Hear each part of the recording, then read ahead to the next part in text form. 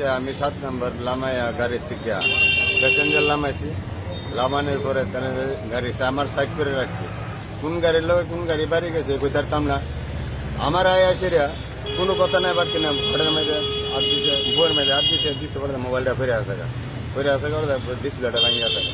আর কোনো কথা নাই বাড়তি না, আমার 2-3 ঘুষি মেরে পেয়েছে, চাওয়া কথারে মারে পেয়েছে। একটা ঘুষি মেরে পেয়েছি জানো, আর একটা কেন দিল্লি বসে আর একটা ঘুষি মারছে। কে মারছে? কে মারছে? ওই তো আইটেন গাড়ি লেমা আসিরা দুজন লোক মায়েরা দুপুর দাপ্পার মায়েরা পেয়েছে। মায়েরা কয়ে কতটা খাইছি আমি। এরপরে তারপরে দেখি তুই ওই আমার লোকের এক ভাই আসিল, ভাই আইসে পরে দেখো তুইও কেমন আইসস সর্দারি করতে জানো? দেখো না আমরা সর্দারি করতে আইসি না, আপনার শুধু দেখতাম আইসি গাড়িটা কিতা করছে না করছে, আমার ভাই কিতা করছে না করছে। ওই তারে বইটা পিছা দিয়ে আসে গাড়িটা নিয়ে আসে বেরিয়ে আসে কথা মোবাইল যা বৃষ্টি বাসা গেলে গালাস করে গেছে। তো তরে আমি খাইছি। এরপরে থানা পেয়েছে? এরপরে থানা পেয়েছি।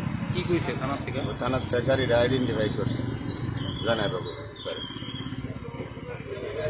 কি নাম আপনার? রঞ্জিত দাস, বাড়ি? পশ্চিম মোহনগঞ্জ।